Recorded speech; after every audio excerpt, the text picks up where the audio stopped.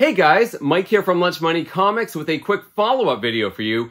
I don't do these very often, but in a previous video, I strongly hinted that I was getting a really awesome comic book. Well, it's now in my possession, and it's just too cool not to share with you guys. So let's jump right into it.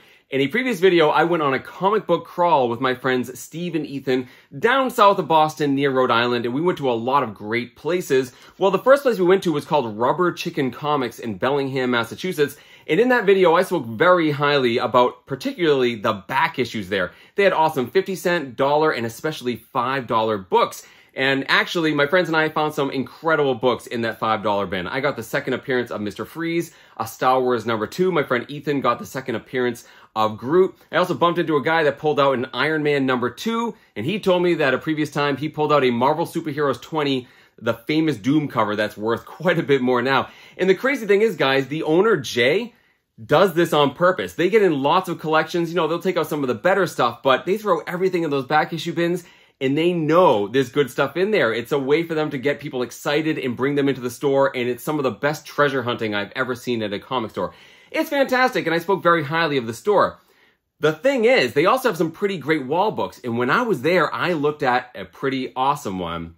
It was a Teenage Mutant Ninja Turtles #1 third print, signed by the creators Kevin Eastman and Peter Laird. Obviously, this is the first appearance of the Ninja Turtles, Shredder, and Splinter, and this was a pretty high-grade copy. They listed it as a 9.0, and they were asking about $750. Now, this is a book that's been on my radar for a while, and I'll explain why in a second, but this is the first stop on our comic book crawl, and yeah, I was trying to pace myself. I wasn't really in the market to buy a big book. I've spent some money very recently, so I didn't really think anything of it until I was editing that video. And then I came across that footage again, and as I'm looking at it, I had to have it. This isn't one of those things, guys, you know, like when you see a comic book or something and it kind of like sits in the back of your mind and it kind of eats away at you until you really need to have it. It wasn't one of those situations. It was one of those, I looked at the footage again and said, I need this book right now. And the reason is, I've actually owned this book in the past. I actually found one at a consignment shop, an indoor flea market, for $100. One of the best finds Lunch Money Comics has ever come across. It was pretty awesome, and I was excited to get it for such a great price. It also was a pretty decent copy. But here's the thing, I've mentioned this on my channel several times. I am not a huge Ninja Turtle fan because all I really knew about them was the video games and the cartoons, and I was a little too old when all that stuff came out. All that was like my younger cousins and stuff. I wasn't really into it. You know, the Ninja Turtles that you see here on this shirt that I just got just for this video. We got a Michelangelo shirt. Whatever, guys. I'm weird. But these weren't the Ninja Turtles I really liked. So I got this comic book and it was pretty cool. But since I started really collecting comic books seriously, I've got a greater appreciation for the Ninja Turtles. Not only because of their importance in comic book history. I mean, if you think about it, guys, it's one of, if not the most successful indie comic books of all time. It spawned an entire franchise and it's beloved by an entire generation or two of people. So it's a very significant book, and it also has huge significance for where I live. Eastman and Laird started Ninja Turtles in New Hampshire, and then they moved out here to Western Massachusetts. This is where Mirage Studios was, right down the street from me, and a lot of the Turtles guys from Mirage Studios are still in the area. I've seen them, I've met with them before, I talked with them. So I have a greater appreciation for Ninja Turtle stuff, the comic books, if not, you know, the cartoons and the toys and the video games. So I had this book and I was excited because it was different than everything else in my collection. However, in a little moment of weakness, well, maybe a moment of opportunity, my friends at Magic Geeks came across a Journey into Mystery 85, first appearance of Loki, and I saw an opportunity to trade for it. So I had a whole bunch of little stuff to trade, but they really wanted that Ninja Turtle book. They're really into Ninja Turtles, so I had to part with that book. And I was excited. I'm still excited. I'm still happy to have that appearance of Loki. However, ever since then, I've wanted to get another copy of this book back in my collection, and people ask me, do I have any regrets in my collecting journey? That's kind of sort of one of them. So I've been in the market for one of these ever since then.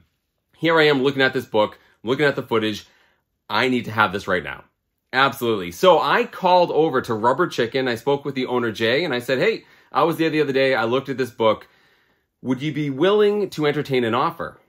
He said, sure. And I asked him if he could take off 10%. And he said, sure. And as you'll find out in a second, I got even more money off than I initially thought. I raced on over to the store and I got it. Here we have Eastman and Laird's Teenage Mutant Ninja Turtles #1, third printing from 1985. Now, the first printing came out in 1984, and there were only 3,000 copies printed, which is an incredibly low print run. Then the second printing came out the same year, 6,000, right? So twice as many as the first, but still an incredibly low print run. And then we get to the third printing in 1985. They print off 15,000, which is still obviously way more than the first and second combined, but still a pretty low print run if you think about it. Still, the first and second printings are incredibly scarce, and because of that, they're worth a lot of money. That's why most people settle for the third printing. Obviously, there are later printings of this book as well, but they don't share the same cover that the first three did. This is the iconic cover that everyone wants. Now, this is kind of a fun little bit of trivia here. Obviously, if you want to know the difference between the first, second, and third copies, you can just look on the inside cover and see if it says, you know, second or third printing. But you can also tell based on the cover.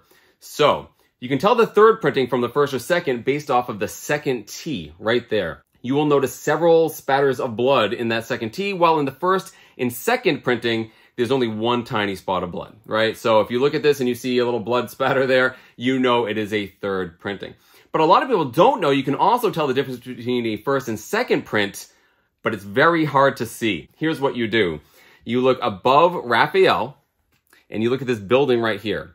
On the second print only, right above the corner of that building is a little black spot. If you see that little black spot, it's kind of like a broken up piece of hatching. You will know you have a second print. So you can tell based on the cover. I also got to point out, there is actually a bootleg copy of this book as well. The whole color scheme is kind of dark though. It looks like the first printing, but it's just darker. It's not quite as pink. But most notably, a lot of the hatching goes away because the blacks are darker, and all you got to do to determine that, you look down here on Shredder's hand, his shadow there. You see there's a little bit of pink showing on the other copies. In the bootleg, it's just solid black. So that's how you know if you come across a bootleg. But this is in fact the third printing, guys, and I'm totally fine with that. So let's talk about condition for a second. Originally, they said it was a 9.0, but I didn't take it out of the bag. I just took their word for it. When I got there, Jay said, actually, I took the book out and I reassessed it. And when he said that, I thought he was going to say it was actually better. He didn't. He said he thought it was actually a lower grade one because there was a spine tick up in the corner. It needs a press. I think it can press out, but it is color breaking. And for that reason, Jay assessed it as an 8.0. I think it's actually like a 7.5, but I think after a press, it will be an 8. Or at least I'm hoping for it. So because of that, without any prompting, he knocked off another $100. So I'll talk about the total cost of this at the end. But first, we need to talk about the signatures. So this is signed by the creators of this book and the Ninja Turtles, Kevin Eastman and Peter Laird. And not only did they sign it, they put little remarks. They put little turtle heads on there. Very cool, shiny, silver, metallic pen that they used. I forgot to mention, this book is also signed by Eastman and Laird on the inside cover as well. This is where they would often sign books back in the day, but clearly the owner wanted it signed on the front where it would be more prominent. I'm not even sure if Jay knew it was signed on the inside, as I only discovered this later, but either way, the book is doubly signed, and I think that's doubly cool. Jay actually had this signed at a local New England comic show in 2018. You see it's dated there. That's where he got it signed. He saw it in first person, had it signed. Now, here's the thing, guys. There's no COA here. And I know a lot of people get sketchy if there's no COA or if it's not authenticated. However, guys, I've seen these guys' signatures many times on Turtles books, certainly in the inside of the older books. They sign them a lot. This is absolutely their signatures, 110%.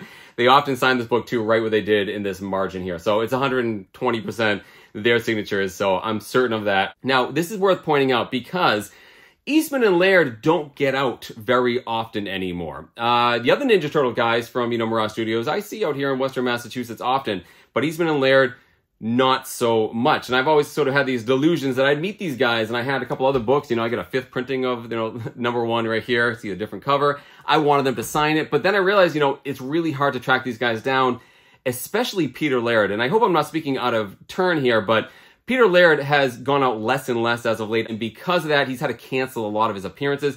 He's very hard to get a signature of. These guys are getting older guys. They don't get out as much, so it's hard to get their signatures, which is why, although I'd love to meet them and have them sign something, I'm okay buying their signatures. So I'm ecstatic to have a signed copy of this book. So now let's talk about price. Originally it was $750, took 10% off, we're down to $675, and then Jay knocked off $100 unprompted, $575 for this book. Again, guys, even if we're calling it a 7.5, I think that's a great deal for this book without the signature. And $575 is obviously a lot of lunch money, right? That's a lot of peanut butter and jelly sandwiches. And before people sound off down below, that's not lunch money, you're right, but I sold a whole bunch of comic books I didn't need anymore that paid for about half of this. So that was the idea, guys, right? When you're trying to have the collection, you know, build itself and pay for itself, you get rid of the stuff you don't want anymore to leverage into stuff you do. I'm really excited to add this to my collection. Happy to part with things I didn't need. That's how you do it. So it softened the blow, and I got this for quite a bit cheaper in terms of out of my pocket. Now, I would like to ask you guys a question. I have so many great people who view this channel who have such awesome institutional knowledge of comic books. You guys have great opinions. I read every comment you guys leave. So I'm going to ask you all an honest to God question here. Would you have this book authenticated and graded? I ask this because, you know, I always say this, guys, despite what you see behind me, I'm not a huge proponent of slabbing comic books. I know I seem like a hypocrite, but again, this is less than 1% of my collection, and I really only slab books if they're expensive books that are sort of legacy that I'm going to pass down to my kids, or if you're getting them signed and authenticated. Those are kind of the only reasons I ever have these books slabbed. Well, this is an important book. It's an awesome cover, and it is signed. And obviously, it wasn't just, you know, CBCS that does this anymore. CGC also does it. So after getting this cleaned and pressed, I honestly want to know your opinion. Should I send this in to get authenticated? I don't know. I'm actually not sure. I like the idea of being able to look at it, flip through it, but then again, this is a pretty important book, and it might look pretty good with that yellow label. Honestly, guys, let me know down in the comments. I can't wait to read them. So, all told, guys, fantastic book. TMNT #1, third print, signed by the creators, and I got it for $5.75. I think it's a fantastic deal, and actually, that's not true. You got to add in the $12 for this shirt, which I just went out and bought just for this video. It actually came with a Michelangelo mask, which I have way too much self-respect to actually put on camera. Whatever, clearly I don't have that much self-respect. It's close to Halloween, guys, come on. Had to do it. So there you go, guys. TMNT #1, signed by the creators. Head on down to the comments to let me know what you think of this book. Are you a Ninja Turtle fan? What do you think of the condition and the price that I paid? What do you think of the signatures? How cool is that? And most importantly, guys, sound off down in the comments. Let me know what you would do with this book. Would you have it authenticated and graded? I read every comment, guys. I truthfully would love to hear your opinions. And that is it. Keep hunting for comic books in strange and unusual places as well. Thank you guys so much for watching. Cowabunga.